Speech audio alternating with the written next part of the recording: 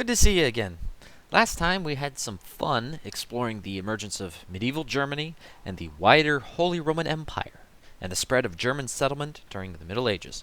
But, as the Middle Ages draw to a close in the 15th and 16th centuries, and modern nation-states rise, poor Germany will see her borders shrink as bits and pieces are broken off by her neighbors.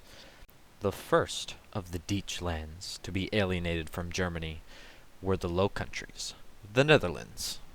In these times, Netherlands meant more than it does today. It referred additionally to Belgium and Luxembourg.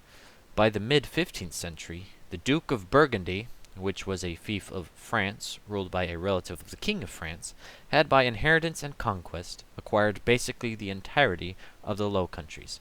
These were medieval centers of commerce, trade, and manufacturing, and so were a pretty prize for whatever lord could control them. They were also largely Deutsch-speaking, including Flanders, which had gone to France all that time ago in 843. On the other hand, a portion of the south, Wallonia, spoke a form of Romance, called by some a separate language, Walloon, or just a variety of French. You know those French with their language policies. Despite being ruled by a French vassal, the Low Countries, except Flanders, of course, were still considered part of the empire, so we're not truly separated yet. In 1482, the Duchess of Burgundy, Marie Valois, died. King Charles VIII of France used this as an opportunity to retake Burgundy itself and other territories, but her son, Philip Habsburg, kept the Netherlands. His grandpappy, Frederick III, was Holy Roman Emperor, so still the Low Countries were part of the empire, and Germany. Philip's son inherited and completed the conquest of the Low Countries. He was Charles V, perhaps the most powerful European ruler of his day, and probably the last man to try and claim that universal Christian rule that the empire was founded upon. He also became King of Spain at the time that the conquistadores were launching their expeditions and conquering Native American territories. Charles died in 1558. Yet before then he gave the empire to his brother Ferdinand, but to his son Philip he gave Spain and the Netherlands. And so of all peoples in the world, the Spanish came to rule the Netherlands. They were harsh rulers too, and Philip relied on Deutsch bankers to finance his wars on the continent. They were probably very upset when the king declared bankruptcy, several times. This, coupled with other matters of rescinding old feudal and city rights, and the whole thing with the Protestant Reformation becoming popular in the Netherlands, caused the northern portion to revolt away and form their own Republic of the Seven United Netherlands. This sparked the 80 Years' War, though like the 100 Years' War, it didn't actually last that long. It was a period of conflict that would flare up and die down until Spain finally accepted the Netherlands' independence in 1648. The remainder that they controlled became the southern or Spanish Netherlands, Belgium, and Luxembourg. The Republic of the Netherlands is often known to historians as the Dutch Republic because Dutch lived in and ruled it, and this creates the strange terminology situation I touched upon in the first episode. English traders would have had the most contact and experience with Netherlanders out of all the Dutch people, especially once the Republic started exploring, colonizing, and trading across the world in the 17th century. Of course, the Netherlanders called themselves Deutsch, or by this point the word had evolved into Dutch, and thus that's what the English called them. It's around this time, too, that English starts to use German and Germany. Before that, they took after the French, using Allemagne, like Shakespeare sometimes does, from Alemannia, land of the Alemanni, which were another Germanic tribe during the early Middle Ages. As a separate country, with a new separate standard written language, separate institutions, and all that, the Dutch people emerge as distinct from the rest of the Germans. By historical happenstance, people who spoke very similar languages and had similar customs became separated by the eastern border of the Netherlands, eventually considering themselves belonging to whichever nation controlled their homeland, regardless of their linguistic affinity. A similar thing happened in the southern Netherlands when, after the French Revolutionary and Napoleonic Wars, it was joined to the new Kingdom of the Netherlands.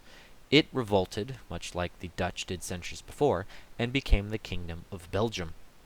Belgium officially spoke French, but the more populous northern part of Flanders spoke a variety of Dutch.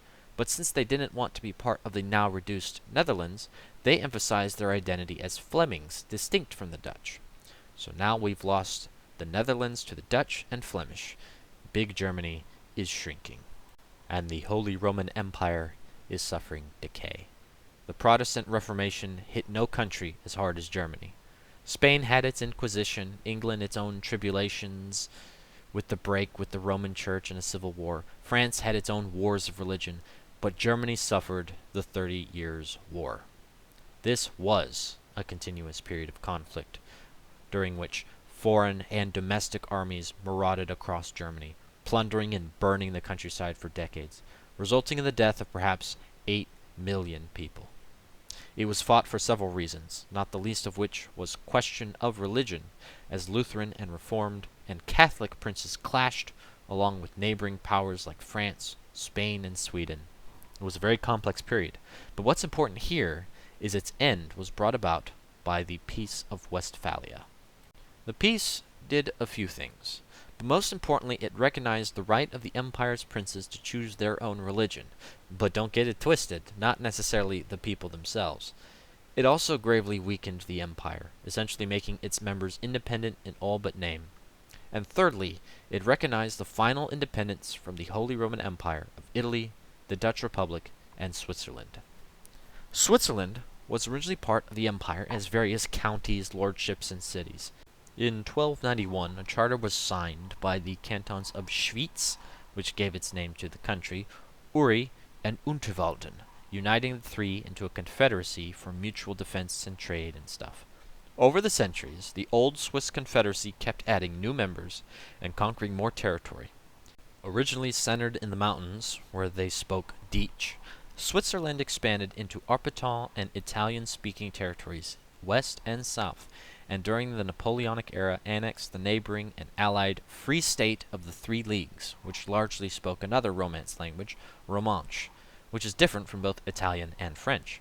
Thus, Switzerland became this maddening hodgepodge Frankenstein's monster of 4 different ethnic groups, and they made it work.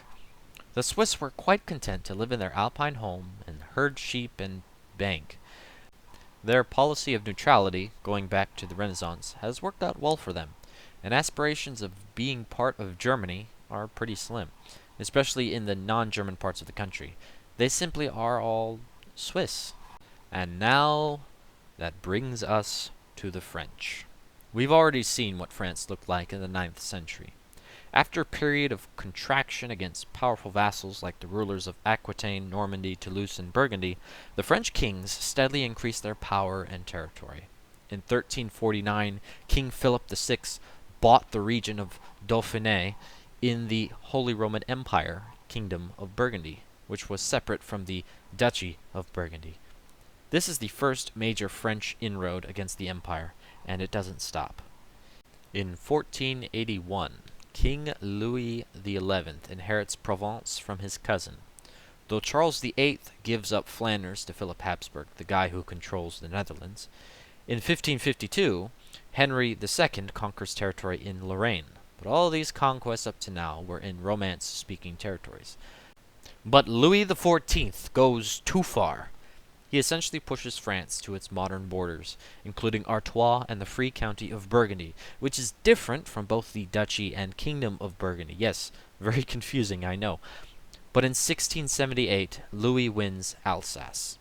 Alsace had long been inhabited by Dutch people, part of the old Duchy of Swabia, but France's objective had long been to push her borders to the Rhine, ancient Roman Gaul's extent, and Alsace found itself on the wrong side of the river. And for good measure, in 1766, the last Duke of Lorraine dies, and who should inherit his lands but King Louis XV, along with the German speakers in the northern bit.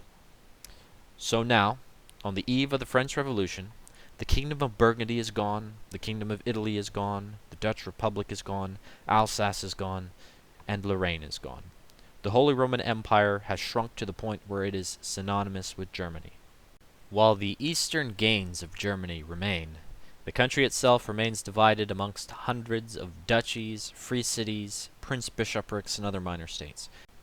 A few, however, are large and powerful in their own right, none more than Prussia and Austria. And the rivalry between these two directly affects what Germany is and looks like today. And next time, we'll talk about that during the long 19th century and beyond. Thanks for watching.